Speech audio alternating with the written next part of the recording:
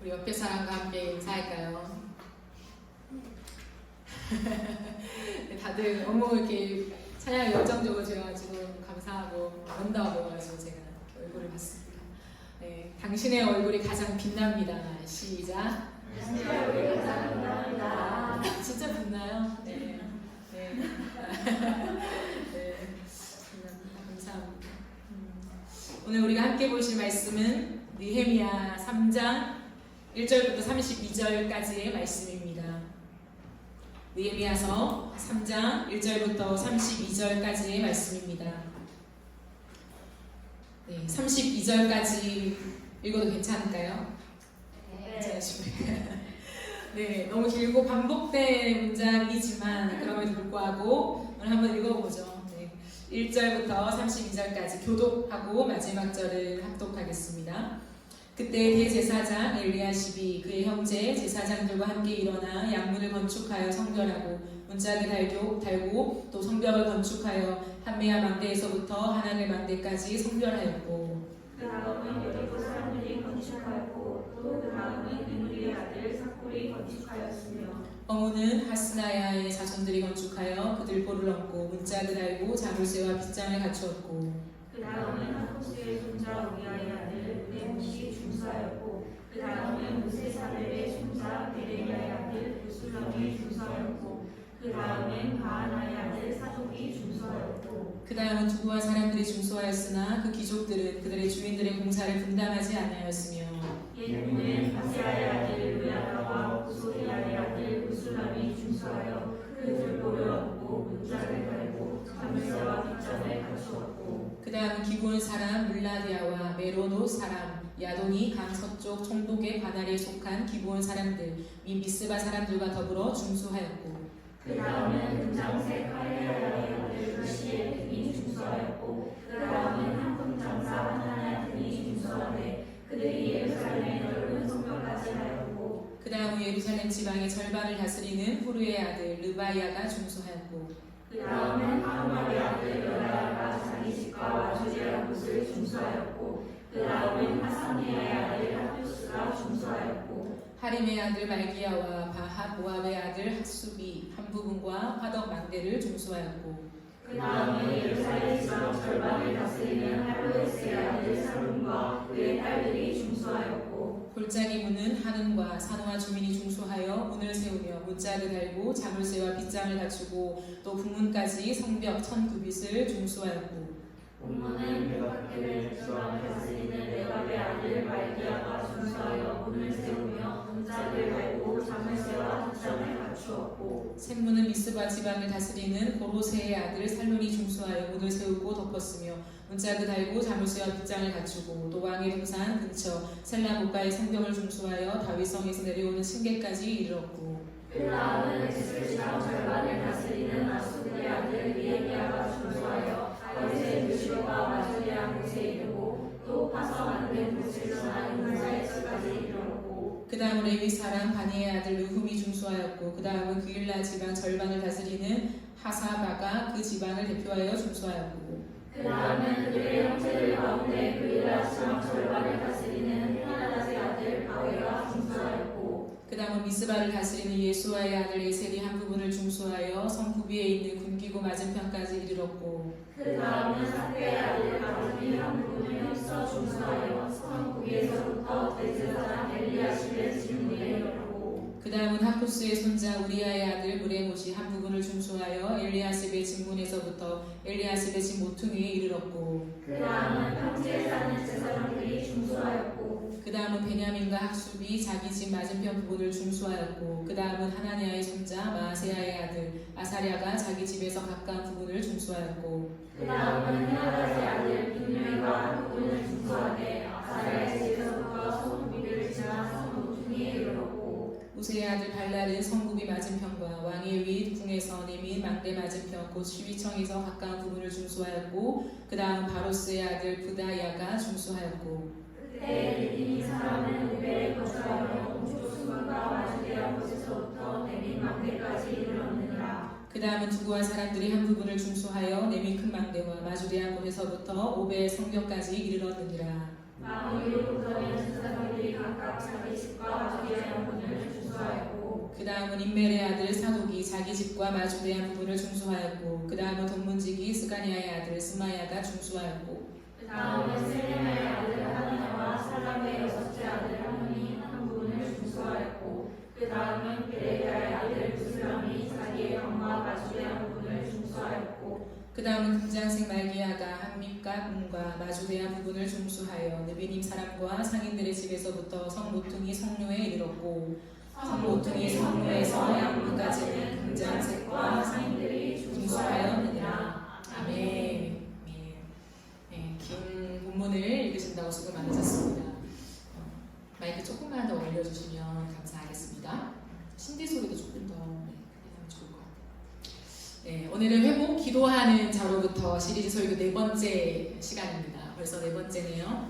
오늘은 기도하는 자의 전략에서부터 라고 하는 제목으로 하나님 말씀을 함께 나누도록 하겠습니다. 우리가 지난주에 함께 살펴보면서 느헤미야가 하나님의 감동을 따라서 백성들에게 비전을 선포할 때에 수많은 백성들이 그 비전에 동참하게 되었죠. 그래서 드디어 느헤미야가 계획했던 성벽 공사를 시작하는 그런 장면이에요. 그래서 3장은 전체가 그 성벽 공사를 담당했던 부분들을 기록하고 있습니다. 그러므로 3장은 전체 구조 또는 원리를 이해하는 것이 훨씬 더 우리에게는 바람직한 또 해석 방법인 것 같아요. 그래서 전체 부분들을 오늘 우리가 다루면서 함께 은혜를 나누었으면 좋겠습니다. 공사에 참가한 사람을 3장에 기록하고 있잖아요. 75명 대표들만. 그러니까 대표가 75명이고 이 공사에 동참한 사람들의 직종이 15가지입니다. 그리고 사회적으로 그들이 다양한 직위에 있었다라는 것을 성경이 기록하고 있어요. 우리가 사실 성경을 읽다가 계속 이름이 나오는 부분이 어렵잖아요. 마태복음도 그렇고 우리에게는 굳이 이렇게까지 왜 사람들의 명단을 다 기록하나. 에스라서에도 또 명단이 나와 있어요. 라고 하지만 하나님의 말씀이 1.1획도 그냥 적혀진 게 없잖아요. 그렇기 때문에 이렇게 많은 지면을 할애하는 데는 이유가 있다는 거죠. 그 사람들의 지위와 어떤 직종 그리고 75명의 대표자들까지 일일이 나열한 것에 하나님의 특별한 뜻이 있음을 우리가 기억하면서 이 말씀들을 좀 살펴보았으면 좋겠습니다.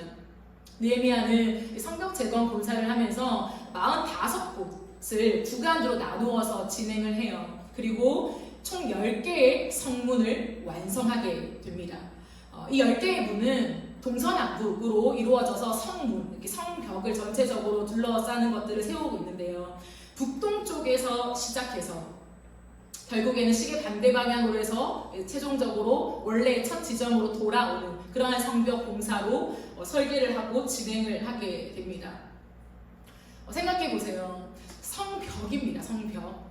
한 나라의 성벽이 얼마나 클까요? 그리고 두께가 만만치 않습니다. 그런데 오늘날처럼 많은 장비가 갖추어지지 않고 벽돌 한 장 한 장을 손으로 직접 올려서 쌓아서 만들어야 했다라는 거예요. 근데 이것을 우리가 최종적으로 이제 살펴보겠지만 52일 만에 완성을 해요. 이게 가능할까요?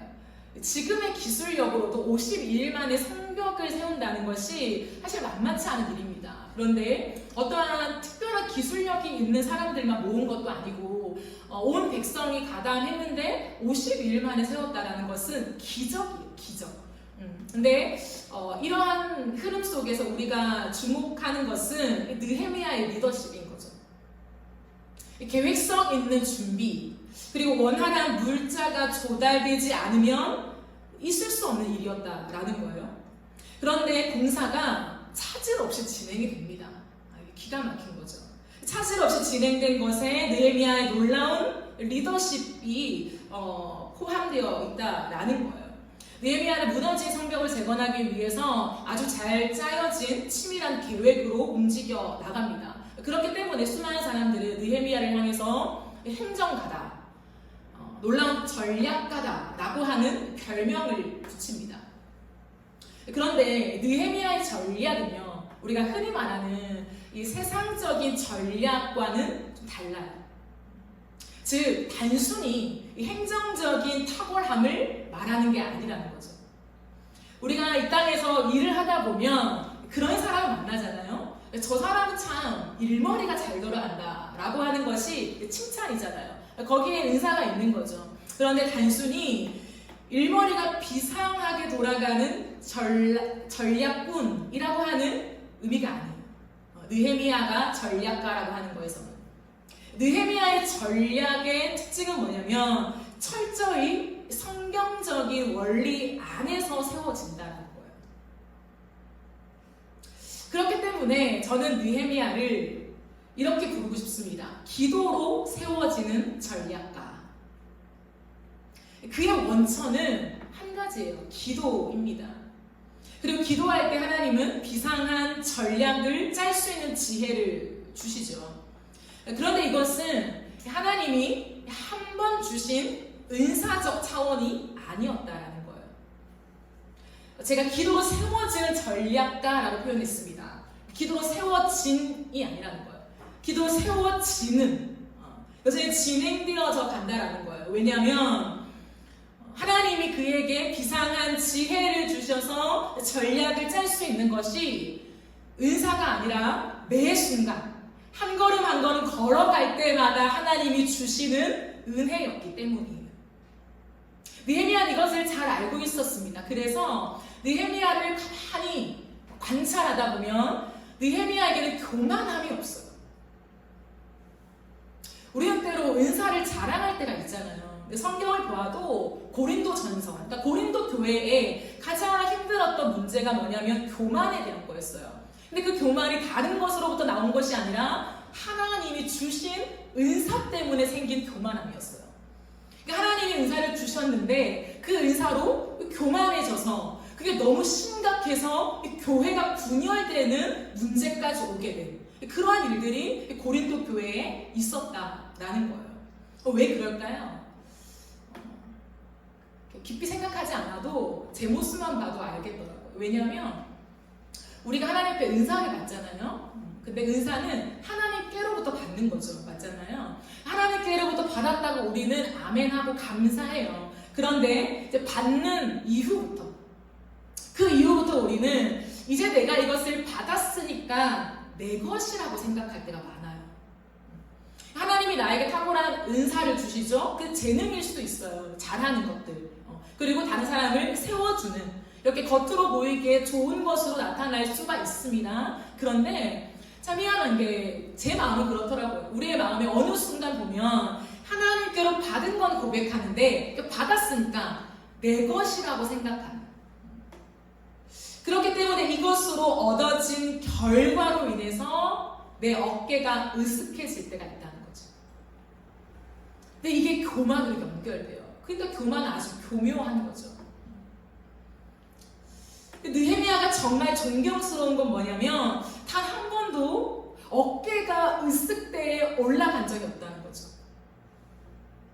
첫 시간에도 제가 말씀드렸고 또 계속해서 살펴보겠지만 느헤미야서를 보면 자신이 한 것을 언급해요. 하나님, 제가 이렇게 했어요. 제가 이렇게 한 거 꼭 기억해 주세요. 이 말을 한다는 거죠. 근데 이것은요, 하나님과 사람 앞에서 자랑하기 위한 차원이 아니라 리더로서 자신이 먼저 그렇게 살아왔음에 호소하는 것입니다. 하나님, 제가 이렇게 살았어요. 잘했죠? 라고 하는 자랑이 아니라 하나님, 제가 먼저 이렇게 살았으니 부디 이것을 기억하시고 하나님 은혜를 주세요 라고 하는 기도였다라는 거예요. 물론 우리가 하나님과 관계 속에, 하나님과 친밀한 사귐 속에 하나님께 애교를 부릴 수 있죠. 하나님, 제가 이렇게 하는 게 순종했어요. 하나님, 잘했죠? 라고 할 수 있습니다. 근데 제가 말하는 것은 그것이 더 깊어져서 교만함을 지금 설명하는 거고, 느헤미야에게는 그 교만함이 없었다라는 것을 여러분과 나누고 있는 것입니다. 느헤미야는 왜 그랬을까요? 지금까지 이스라엘의 리더들은 자신이 살지 않고 율법으로만 가르쳤기 때문이에요. 시키기만 한 거죠.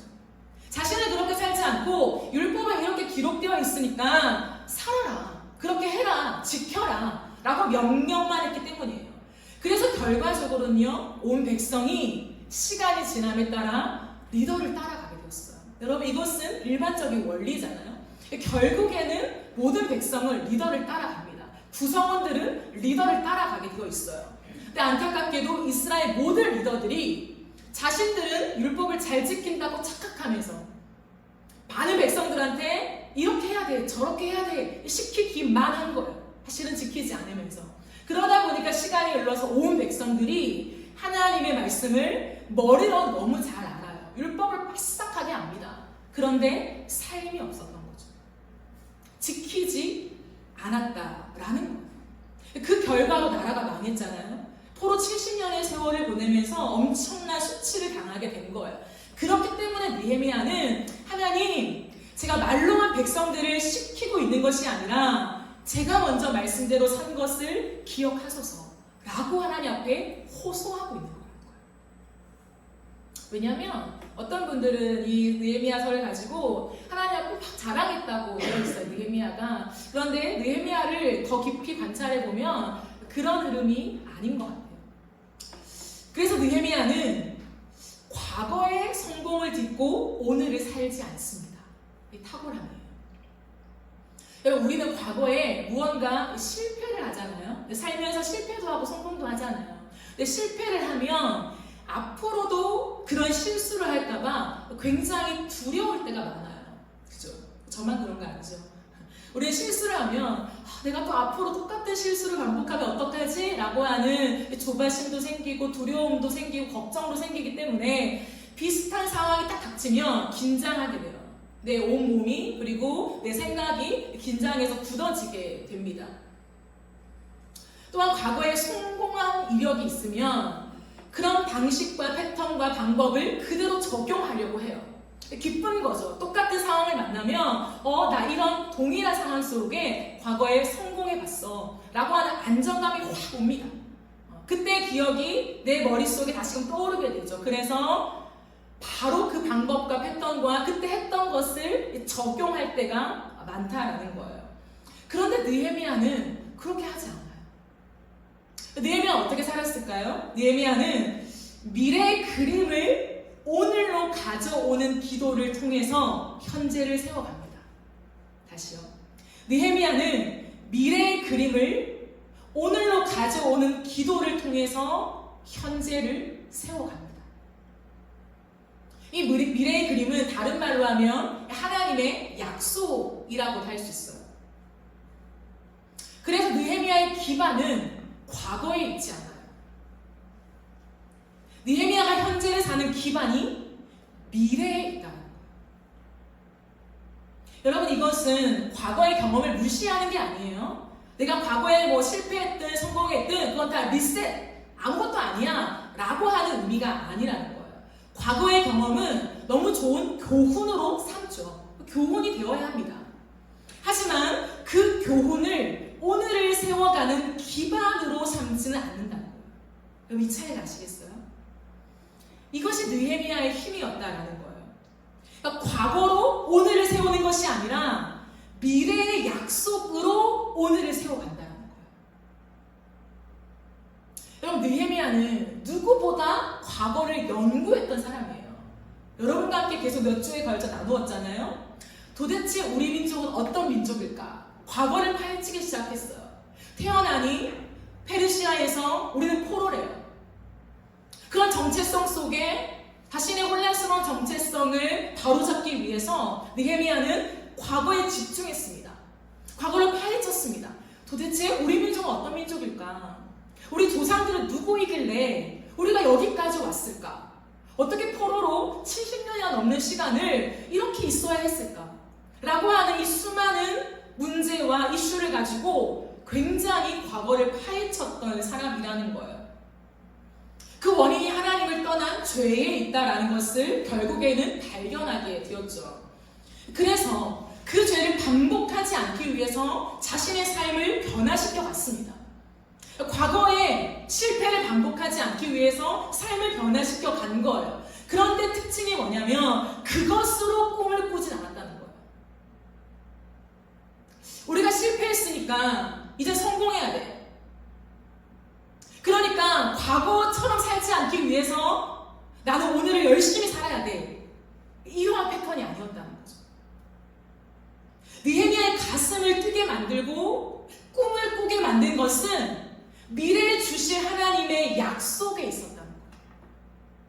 느헤미야가 집중한 건 뭐냐면 과거를 파헤치긴 했지만 그 과거를 기반으로, 과거에 연구한 걸 기반으로 나는 더 나은 미래를 만들 거야 라고 생각하는 것이 아니라 미래에 주실 하나님의 약속이 무엇인가에 집중하며 그 약속을 붙잡았다라는 거예요. 느헤미야가 붙잡았던 약속이 무엇일까요?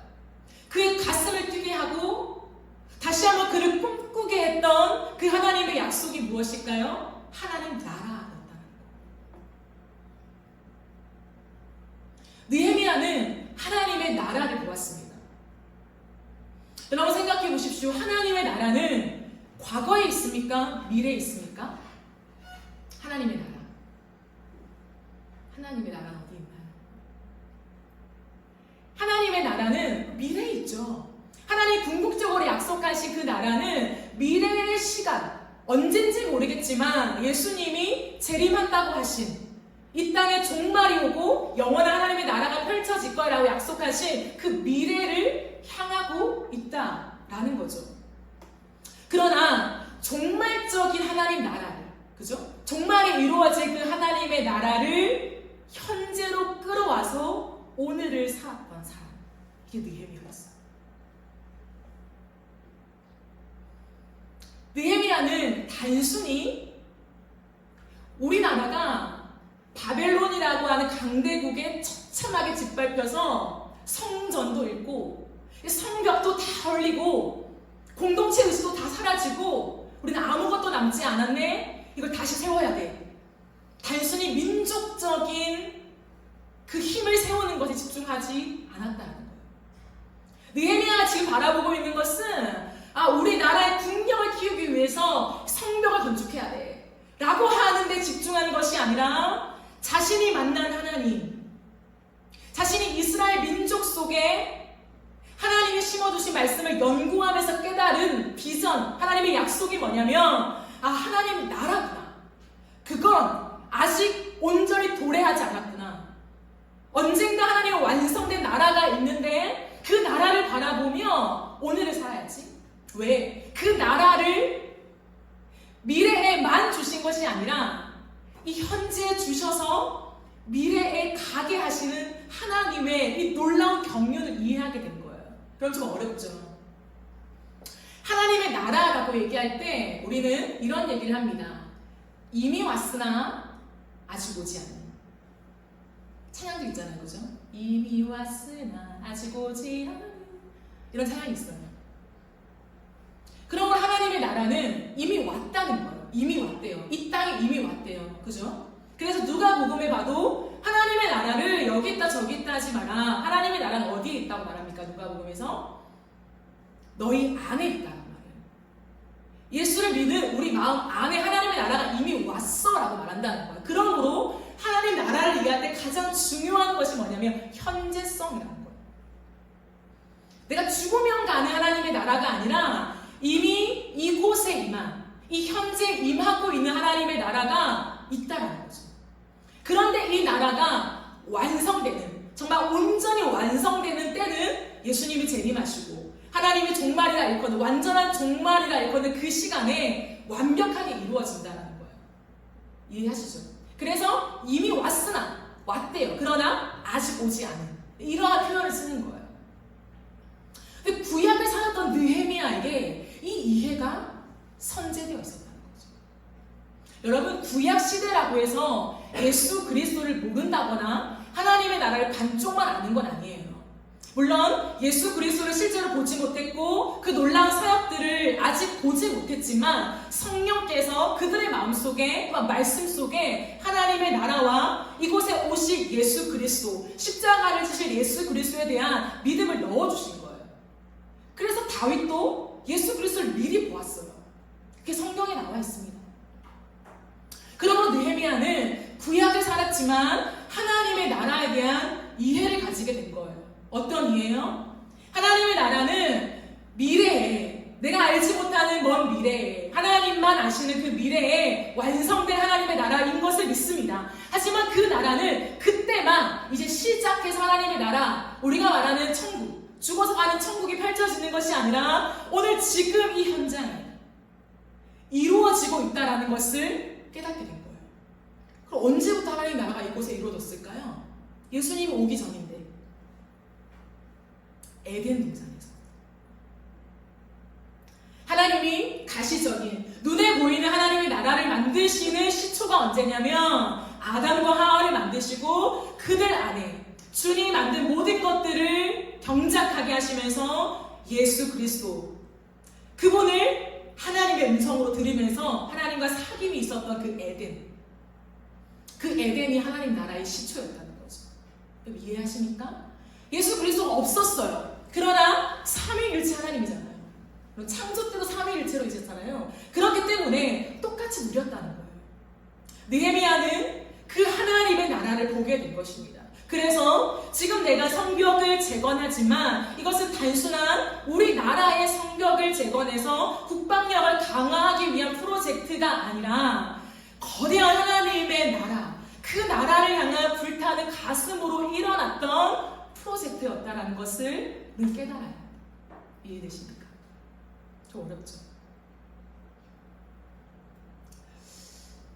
느헤미야는 그런 측면에서 하나님이 이 땅 가운데 하나님의 나라를 펼쳐가시는데 우리 이스라엘 민족을 선택하셨고 그렇기 때문에 우리가 이제 이 모든 수치를 씻고 일어나서 하나님의 나라를 보여주는 그러한 사람들로 다시금 회복되어야 한다라고 하는 비전을 가지게 되는 거예요. 그러니 성벽을 세워야겠다.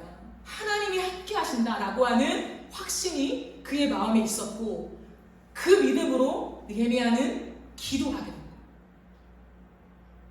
하나님 당신이 우리에게 약속하셨잖아요. 하나님의 나라를요. 그러니 우리의 수치를 씻고 하나님의 영광을 우리에게 회복시켜 주십시오 라고 기도하며 한 걸음 한 걸음을 걸어가게 된 거예요.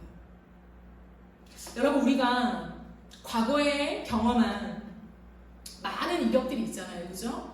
여러분의 인생 속에서도 여러분들이 과거를 지나면서 성공한 경험들이 있을 것입니다. 그죠? 그 성공한 경험들을 떠올리면 진짜 감사하죠. 하나님이 나에게 그 승리를 주셨다. 감사의 거리를 주셨다라고 우리는 흥분하게 됩니다. 감사하십시오. 우리는 충분히 즐기면서 감사해야 해요. 하지만 그것으로 미래를 확신해서는 안 돼요. 반대도 있습니다. 과거에 실패한 경험이 있을 거예요. 그런데 그 실패한 경험이 우리에게 교훈이 됩니다. 아, 그때 이렇게 했을 때 실패를 했더라. 그 구간을 피해야겠다라고 하는 교훈을 삼을 수 있지만 그러나 그것으로 미래를 두려워하면 안 된다. 그럼 우리는 어떻게 살아야 하는가라고 했을 때 하나님의 약속에 집중하는 삶을 살아야 한다는 거예요. 오늘도 내게 주신 하나님의 약속이 무엇인가? 과거에 실패하고 성공했던 경험이 중요하긴 하지만 그것이 절대적인 기반이 되어서는 안 된다는 거예요. 그러니 교만할 수가 없죠. 그러니 오늘 또 하나님 나에게 확인시켜 주시는 약속이 있어야만 살 수 있다는 거예요. 느헤미야처럼요. 그것이 하나님 나라를 사는 자들의 태도라는 모습입니다. 그러니까 느헤미야가 이렇게 살 수 있었구나 저는 이해가 됐어요. 어떻게 구약시대 때 이러한 리더십을 가질 수 있었을까? 인간에게 다 교만함과 욕심이 있는데 그걸 다 뺐나? 좋은 것만 기록했나? 그렇지는 않거든요, 또 성경이.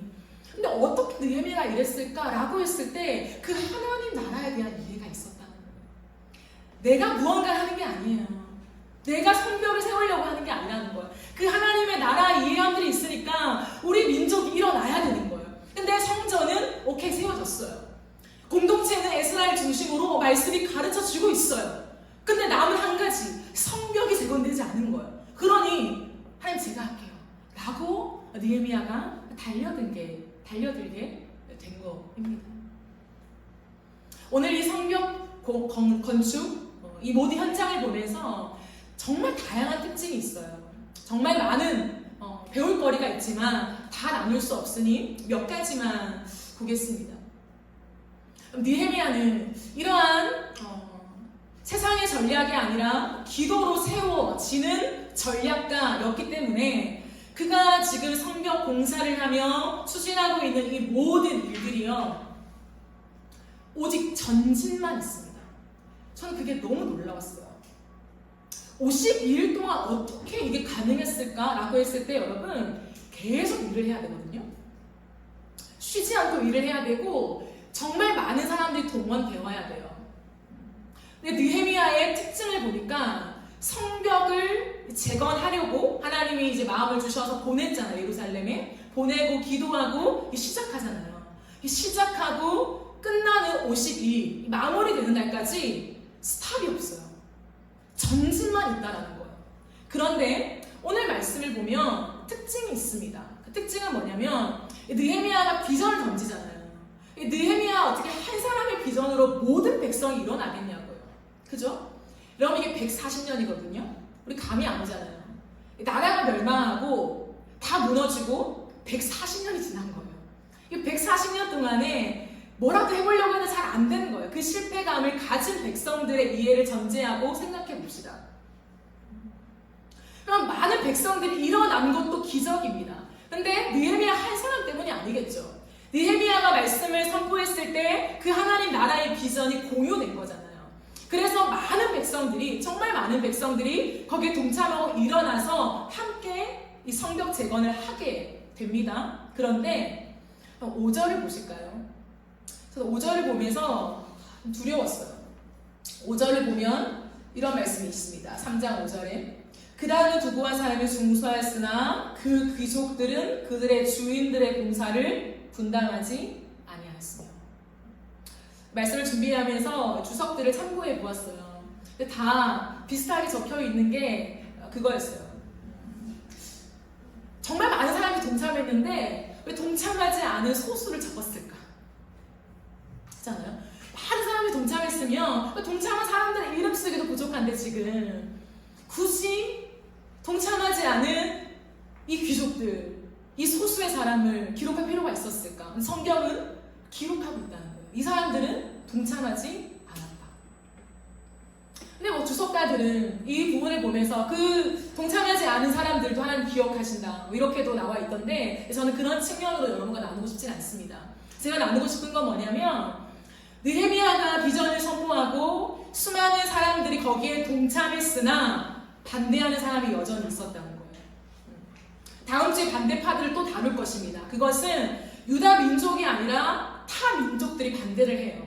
이미 이곳을 장악하고 있었던 실세들이 반대를 합니다. 근데 지금 5절의 이 말씀은 뭐냐면 우리 유다 민족 중에서 다 같이 지금 하는데 어떠한 사람이 하지 않는 걸 말한다는 거예요. 그런데 느헤미야는 그냥 고한다. 함께 동참하는 사람도 있고 동참하지 않는 사람도 있고 이런 사람도 있고 저런 사람도 있고 그러나 느헤미야는 고해요. 왜 그럴까요? 느헤미야는 전략가니까 행정가니까 역시 T니까 사람들의 어떤 민심 필요 없어 이런 걸까요? 그렇지 않아요. 사람을 중요하지 않게 여겨서 느헤미야가 고한 게 좀 아니라고 생각해요. 왜? 느헤미야는 사람들을 되게 존중하는 태도를 취하거든요. 왜 그러냐면 이것이 자신의 일이 아니었기 때문이라고 저는 생각해요. 성벽을 건축하는 것, 이것이 내가 맡은 프로젝트, 내가 이것을 맡아서 지금 리더하고 있으니 저 페르시아 왕까지 나에게 위임해주고 많은 것들을 지금 하고 있으니 내가 잘해야 돼. 잘해서 성공적인 결과를 많은 사람들과 페르시아 왕에게 안겨줘야 돼 라고 생각했으면요 오히려 사람들의 어떤 반대나 또 함께하지 못하는 누군가의 흐름이나 많은 것들을 고려한다고 또 정신이 없었을 거예요. 찾아가서 무언가도 하기도 하고 뒤에서 도와줘 찔러주기도 하고 자기의 사람들을 모았겠죠. 근데 느헤미야는 그 모든 것들을 배제하고 직진이었다는 거예요. 그것은 하나님이 하고 계신 일에 나 또한 동참하고 있다라고 하는 그의 태도 때문이었다고 생각해요. 내가 리더십이죠. 느헤미야가 최고 리더십이죠. 이 모든 걸 지금 디렉합니다. 근데 느헤미야는 내가 지금 내 프로젝트를 디렉하는 그러한 일이 아니라 하나님이 하신 일에 나를 세우신 것 뿐이다 라고 하는 분명한 자기 위치에 대한 이해가 있었다. 그렇기 때문에 하나님이 맡기신 일에 대해서 그는 직진하며 전진하며 자기가 해야 할 일에 집중하는 리더의 태도를 보여주고 있습니다. 우리가 하나님의 일을 할 때 저 같은 리더들도 마찬가지고 더 위험하죠. 내 일이라고 생각할 때가 많아요. 참 부족한 리더일수록. 저도 지난 날들을 많이 돌아볼 때 내가 하는 일, 내게 맡겨진 내 일이라고 생각하면 참 부끄럽지만 교회를 섬겼던 적이 많았던 것 같아요. 그러니까 어떤 결과에 따라서 일희일비하는 거죠. 내가 이 프로젝트를 맡아 잘하면 많은 사람들이 반응이 좋고 결과가 좋으면 잘했다 그래 애썼어. 근데 그러지 못하면 모든 화살을 나한테 다 내가 맞추는 거. 내가 누군가가 나한테 쏘는 게 아니라 스스로가 나 때문이야. 내가 부족한 리더야. 내가 못해서야. 내가 조금 더 친절했다면 사람들이 저랬을까? 이러한 생각들. 모든 면에서 다 나 때문에 실패를 하는. 그래서 맨날 이불킥을 한 거죠. 설교를 못해도 집에 가서 이불킥하고, 회의가 잘 안 풀려도 집에 가서 이불킥하고, 나 같은 부족한 자가 뭘 한다고? 이런 생각에 막 짓눌려 있는 거예요. 다운돼서. 돌아보니까 내 일을 한 거예요. 내 일. 물론 내 중심에는 하나님 일을 한다고 하죠. 하지만 인간의 연약함이, 저의 부족함이 내게 맡겨진 나의 일, 내가 잘해야 돼 라고 하는 것들 때문에 많은 것들을 놓치고 갔던 과거의 기억들이 있음을 고백합니다. 느헤미야의 리더십을 보면서 참 부끄러우면서도 이제 정말 느헤미야처럼 살고 싶다 하는 마음이 들었어요. 꿈이 막 생기는 거예요. 하나님, 나도 느헤미야처럼 부족하지만 하나님 어떻게든 다루어주세요. 느헤미야 같은 리더십으로 하나님 그렇게 살아야 함께하는 우리 성도들도 기쁜데 하나님 너무 부족합니다. 그렇게 울고 웃으면서 느헤미야를 막 열심히 지금 탐독하고 있어요. 느헤미야는 그 중심이 변하지 않는 거예요. 내가 이 일을 하는 것은 내 잘남도 아니고 내 프로젝트가 아니다. 하나님이 내게 맡기신 일일 뿐이다 라고 하는 그 자세를 견지하더라고요. 그러니까 일희일비하지 않고 전진하는 거예요. 그 일에 오로지 집중하여서. 그게 느헤미야의 기도로 세워지는 전략가의 탁월함이 아닌가라는 생각을 하게 됩니다. 한 가지만 더 나누면요, 느헤미야는 이 모든 일들을 백성들과 함께 하잖아요. 다 같이 함께 해요. 모든 사람에게 분배를 합니다. 다 한 사람 한 사람씩 자원하여 모인 사람들에게요. 너도 자원했어? 그럼 너는 이 일을 맡아. 너도 자원했어? 그럼 너는 이 일을 맡아. 다 나눠요. 그래서 누군가는 참 아름다운 곳을 세우기도 하고, 누군가는 좀 말하기 그렇죠, 배설물이 흘러나오는 그 문을 중수하는 역할을 감당하기도 해요. 다 다양한 위치에 있지만 어느 한 사람도 불평하지 않고 자기가 맡겨진 일들을 감당하고 있다는 거예요. 하나 되어서 하나님의 일을 합니다. 그것은 제가 말한 하나님 나라, 그리고 하나님 맡겨주신 일이라고 하는 이해가 있기 때문에 가능한 거예요. 여러분, 리더십은요, 일을 맡기는 걸 되게 힘들어해요. 일을 내가 하는 게 편하지 누군가한테 일을 맡기는 건 굉장히 부담스러워하고 힘들어합니다. 그런데 느헤미야는 그런 게 없어요. 다 맡겨요, 다. 근데 왜 그러냐면 맡기는 걸 좋아하고 어떤 리더십이 강하니까 그런 게 아니라 자기 일이 아니라고 생각하기 때문이에요. 하나님의 일이기 때문에 내가 시키는 게 아니라 이걸 우리가 함께해서 이 성벽을 재건하고 하나님 나라를 위해 우리 나아가야 돼 라고 하는 정말 흔들리지 않는 일관된 믿음과 소신이 있었기 때문에 다 맡기는 거예요.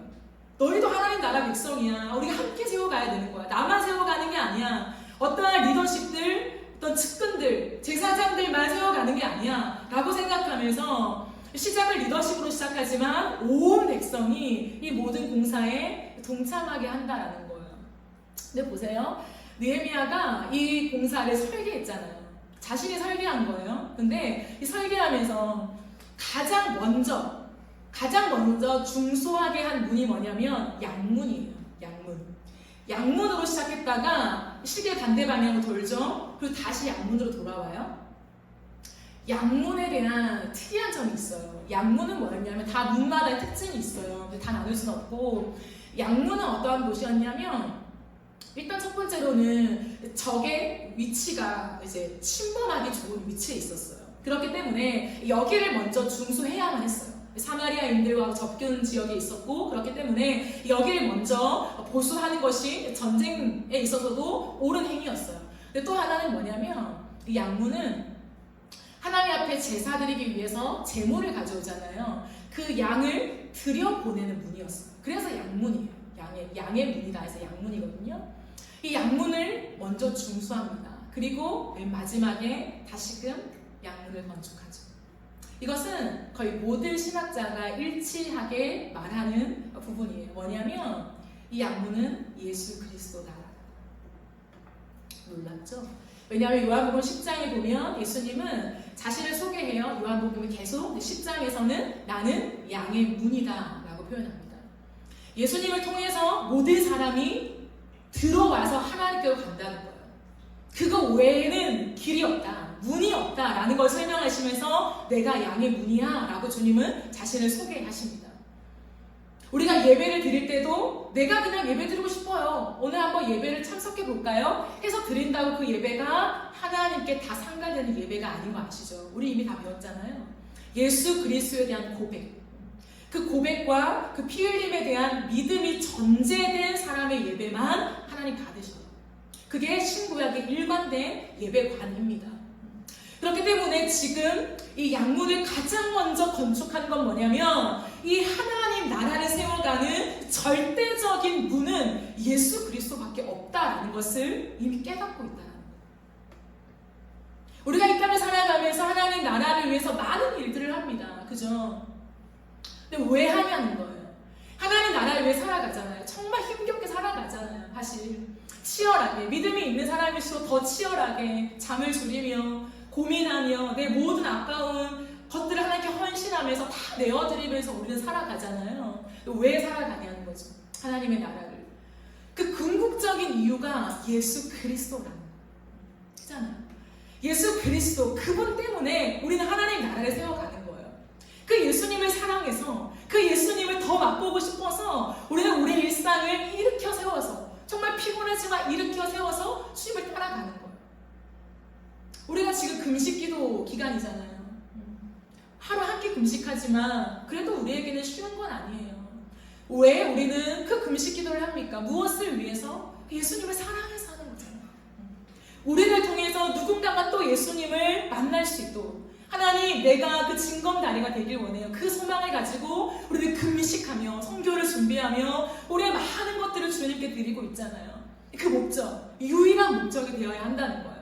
양문으로 시작해서 양문으로 마친 느헤미야의 기가 막힌 이 성벽 재건의 공사처럼 우리의 인생에 무언가를 쌓아 올리는 거, 열심을 다해서 하는 거, 수많은 사람들을 동원시켜서 야 너는 A를 하고 너는 B를 하고 너는 Z를 해 라고 분배하는 이 모든 과업의 유일한 목적은 뭐냐면 예수 그리스도여야 한다는 거.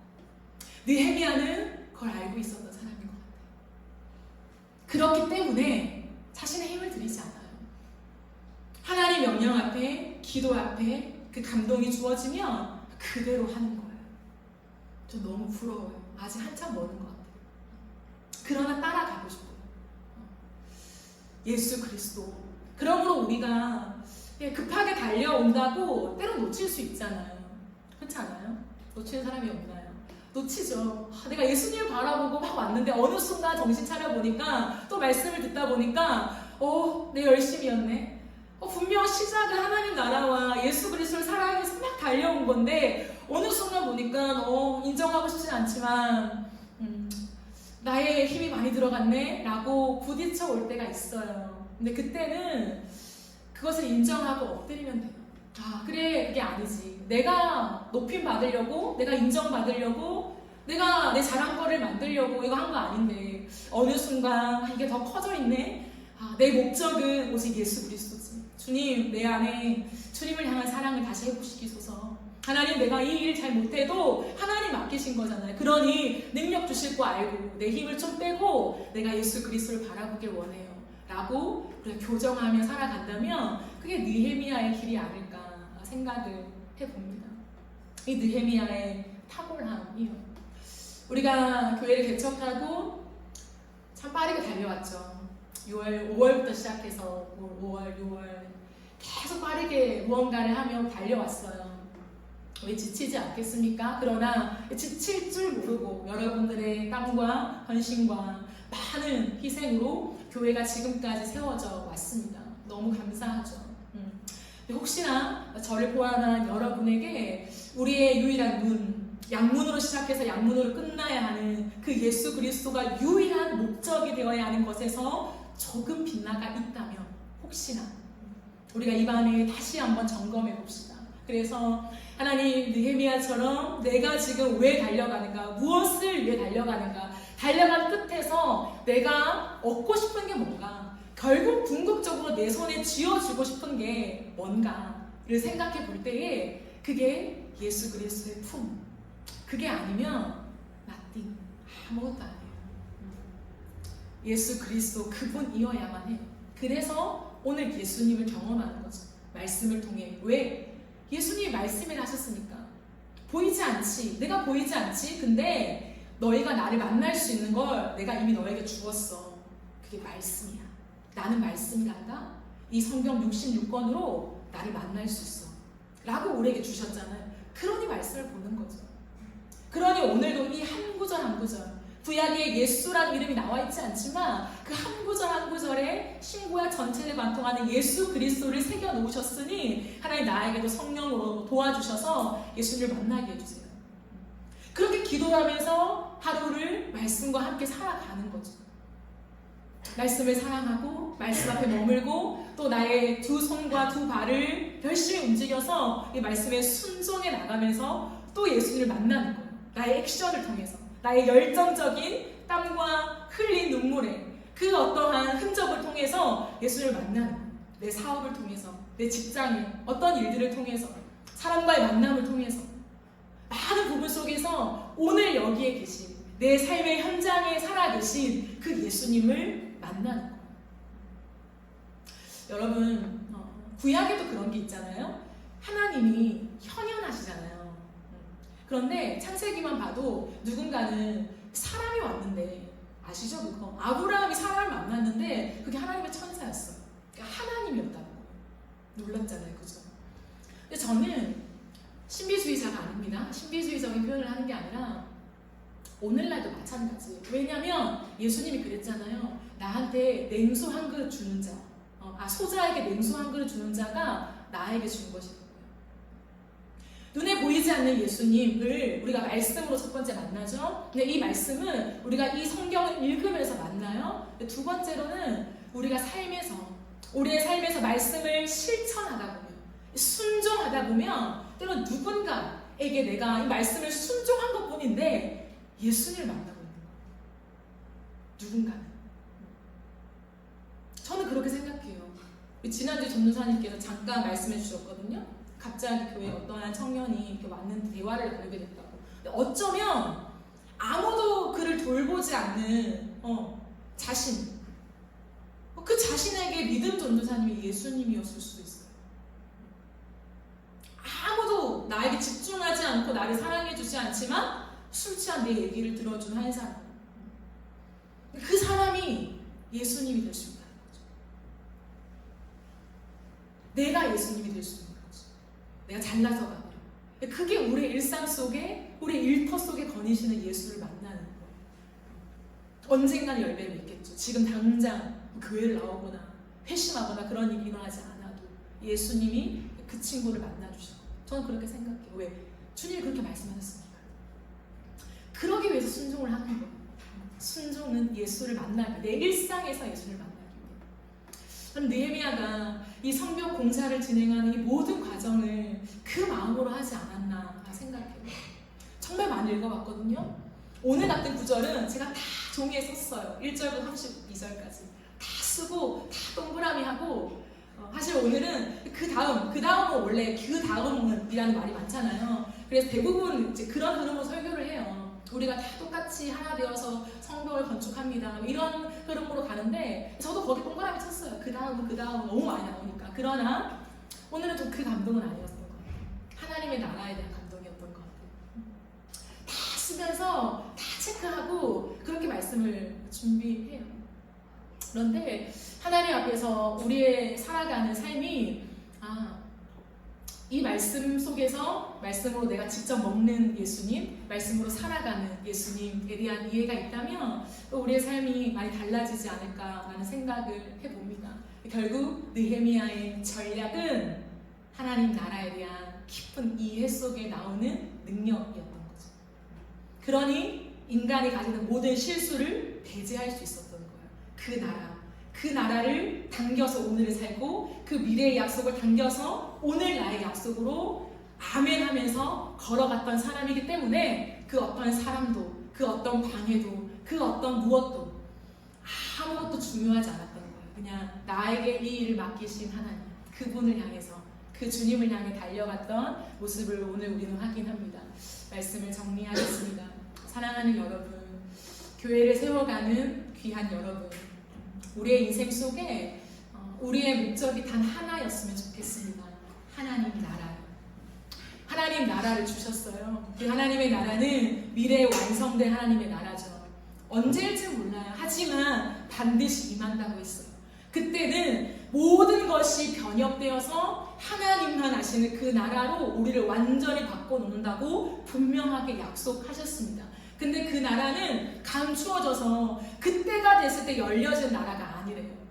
이미 에덴을 시작하실 때부터 우리에게 말씀해 주시고 이 땅에 심어 놓으신 하나님의 나라라고 우리에게 말씀하십니다. 그 나라를 현재로 세워가는 그 사람을 통해서 하나님은 이 시대의 주님을 나타낼 것이라고 우리에게 약속하세요. 보이지 않는 하나님의 나라를 어떻게 오늘 이 현재에서 세워갈 수 있는가라고 했을 때 끝없이 미래에 올 하나님의 나라를 확신하는 믿음이 있어야 해요. 정말 재림의 때가 온다, 완전한 하나님의 나라는 온다라고 하는 그 약속에 대한 믿음, 그리고 그 약속을 오늘로 당겨와야 돼요. 오늘 이곳 가운데 하나님의 나라가 이미 시작되었다. 내 안에 이미 하나님 나라가 시작되었다 라고 하는 그 믿음이요. 그래서 내가 오늘 말씀을 읽을 때도 예수님을 만날 수 있고, 왜? 하나님의 나라가 임했으니. 내가 살아가는 모든 일터에서, 모든 삶에서도 예수님을 만날 수 있다. 왜? 거기가 하나님의 나라니까요.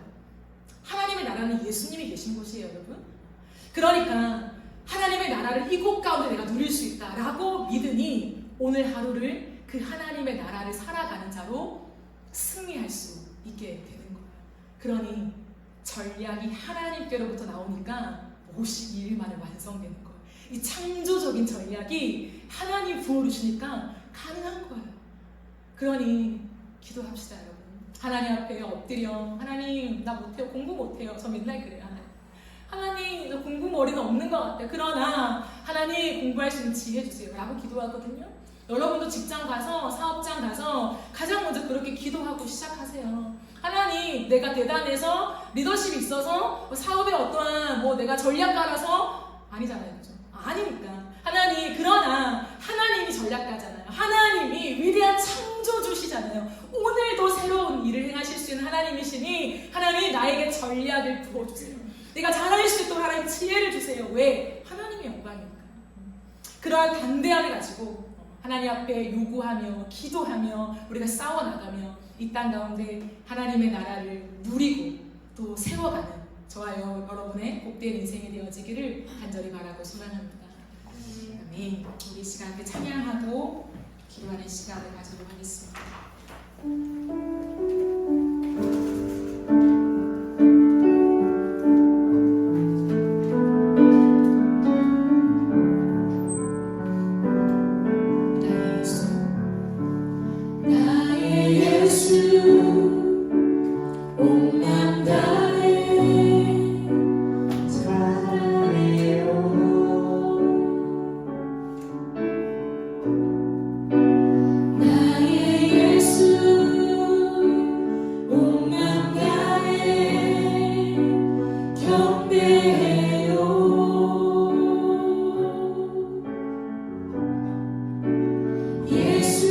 주님께 온 맘 다해 순복해요.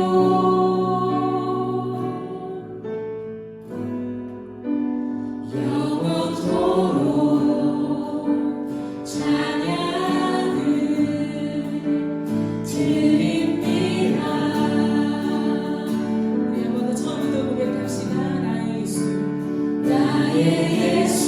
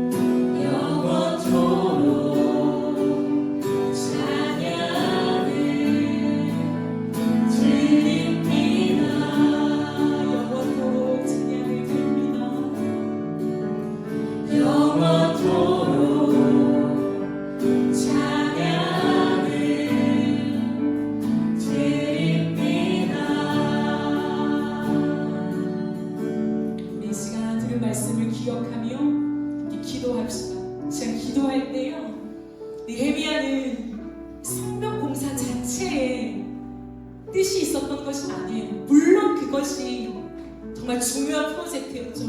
그러나 그는 하나님 나라를 바라봤던 거예요. 하나님의 나라, 그 미래에 완성된 하나님의 나라가 여기 있구나. 우리 이스라엘 민족, 이 부족하고 초라한 이 민족 안에 하나님의 나라의 현재성을 담으시는구나. 거기에 대한 눈이 열렸고 믿음과 확신이 있었기 때문에 달려든 거예요. 우리는 왜 오늘 열심히 살아갑니까? 하나님 나라 때문이잖아요. 그러니 이 시간 우리가 함께 이렇게 기도했으면 좋겠어요. 여러분이 아는 예수님을 고백해 봅시다. 예수님, 당신은 이런 분이십니다. 예수님, 당신은 이러한 존재이십니다.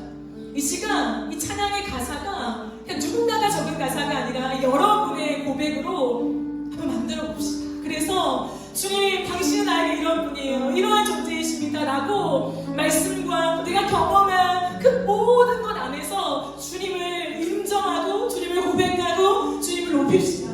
여러분, 예수님은요 찬양받기 합당하십니다. 사실과 찬양 받지 않아도 그분은 찬양과 영광 그 자체예요. 그러나 당신이 짓고 당신이 부르신 우리를 통하여서 영광받기 원하시는 놀라운 하나님이십니다. 하나님, 이 시간 나 같은 자를 통하여